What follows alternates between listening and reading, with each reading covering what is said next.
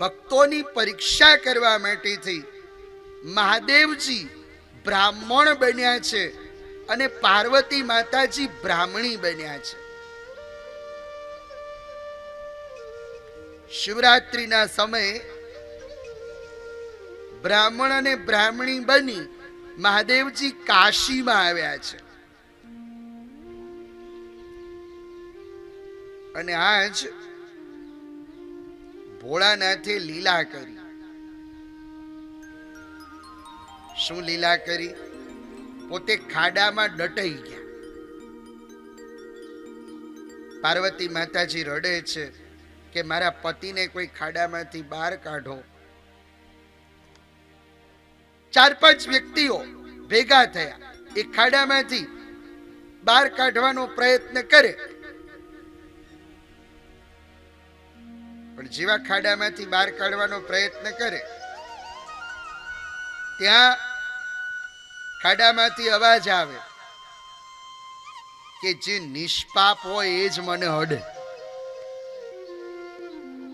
જેને કોઈ પાપ ન કર્યા હોય, જે નક્ષિક પવિત્ર હોય. હવે નિષ્પાપ તો કોણ હોઈ શકે? જાણે અજાણે પાપ તો બધાએ કર્યા જ હોય, નિષ્પાપ તો કોઈ હોય જ નહીં.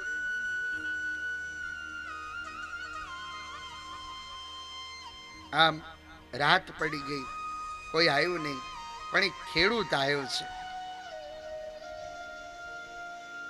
ગંગાજીમાં સ્નાન કર્યું.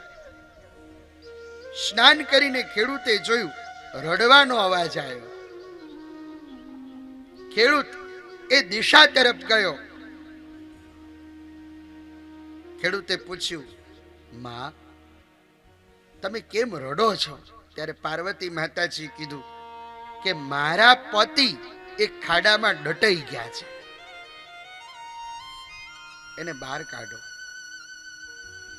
હમણાં કાઢું માં. ખેડૂત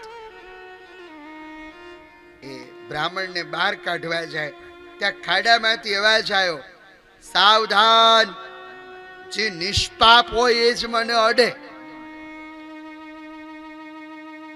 ત્યારે ખેડૂતે કીધું, મહારાજ હું બીજું કઈ જાણતો નથી, પણ હું એટલું જરૂર જાણું છું કે ગંગાજીમાં નાવાથી પાપ બળી જાય છે, અને ગંગાજીમાં સ્નાન કરી હું 1-2 પગથિયા જ ઉપર ચડ્યો છું. અત્યારે મારા મનમાં પણ પાપ નથી, આવી જાઓ. અને જ્યાં બ્રાહ્મણનો સ્પર્શ ખેડૂતે કર્યો, મહાદેવજીએ બ્રાહ્મણનું સ્વરૂપ છોડ્યું, મહાદેવના રૂપમાં પ્રગટ થયા અને ખેડૂતને દર્શન આપી દીધા. મહાદેવજીએ પાર્વતી માતાજીને કહ્યું, દેવી, શિવરાત્રીનો દિવસ હતો. આજ શિવરાત્રીના સમયે લાખો ભક્તો આયા, ગંગાજીમાં નાયા, પણ પાસ તો આ ખેડૂત થયો, બાકી બધા ફેલ થયા છે. એટલે શિવ મહાપુરાણ સમજાવે છે કે તમે તીર્થક્ષેત્રમાં જાઓ, તમે ગંગાજીમાં નાઓ, શ્રદ્ધાથી નાઓ. જો ગંગાજીમાં જશો, શ્રદ્ધા નહીં હોય તો ગંગાજીમાં નાઓ કે ઘરે નાઓ, કોઈ અંતર નથી. જે કઈ કામ કરો એ શ્રદ્ધાથી કરો. શ્રદ્ધા અને શંકા, જીવનમાં 2 વસ્તુ છે. એમાં શંકા એ હંમેશા માણસને નડે છે, અને શ્રદ્ધા એ હંમેશા માણસને ફળે છે. એક આપણે ત્યાં બહુ જૂની વાર્તા છે, શેઠ અને નોકર. તે શેઠે દૂધપાક બનાવ્યો. શેઠને દૂધપાક બહુ ભાવે. દૂધપાક બનાવ્યો પણ ઓછો બનાવ્યો. એને 1 જણ માટે ચા લેવો હતો. એટલે એને નોકરને કીધું કે દૂધપાક તો બનાવ્યો છે પણ ચાલે એવો નથી, તને મૂકીને ખાતા મારો જીવ નથી ચાલતો. નોકર કે શેઠજી ખાઓ ને તમે, એમાં શું વાંધો. મારે કઈ એવી ઈચ્છા નથી ને મને કોઈ એવો મોહ નથી કે ના આપણે થોડો થોડો ખાઈએ,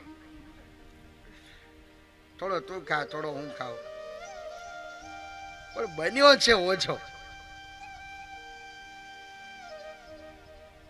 આવું અડધો કલાક બધું ગડમથલ ચાલી. પછી શેઠે કીધું એક કામ કરો, તારે નથી ખાવું ને મારે નથી ખાવું, આપણે સુઈ જઈએ. ઉઠ્યા પછી જેને સારું સપનું આવે એ પેલો દૂધ પાક ખાય. નોકર કે સારું. બે જણા સુઈ ગયા. સવાર પડી જાગ્યા છે. શેઠજીએ પૂછ્યું નોકરને કે તને શું સપનું આવ્યું? શેઠજી, સપના મને ન આવે, સપના તમને આવે. અમને શું સપના આવે?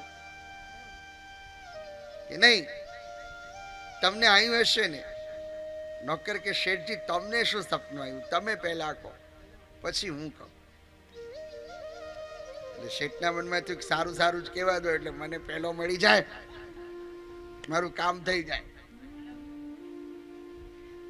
એટલે આ શેઠની વાત છે.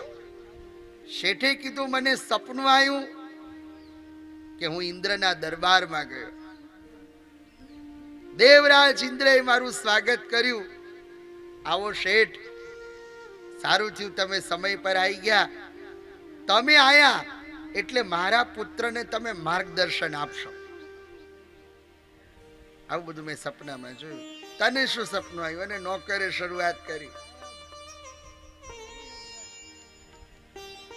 જુઓ શેઠ, મારું સપનું સાંભળો. હું રાત્રે સુઈ ગયો તો એક માણસ આવ્યો, એને કાળા કપડા પહેર્યા હતા. કાળા કપડા પહેરીને આવ્યો, એને મને ઉઠાડ્યો કે ઉભો થા. મારે નહોતું ઊભું થવું પણ એને મને ઉઠાડ્યો. પછી એ મને ઉઠાડીને રસોડામાં લઈ ગયો. મારે નહોતું જવું પણ મને પરાણે રસોડામાં લાવ્યો.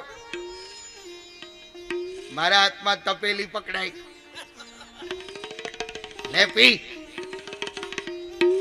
મારે નહોતું પીવું પણ મને પીવડાયો.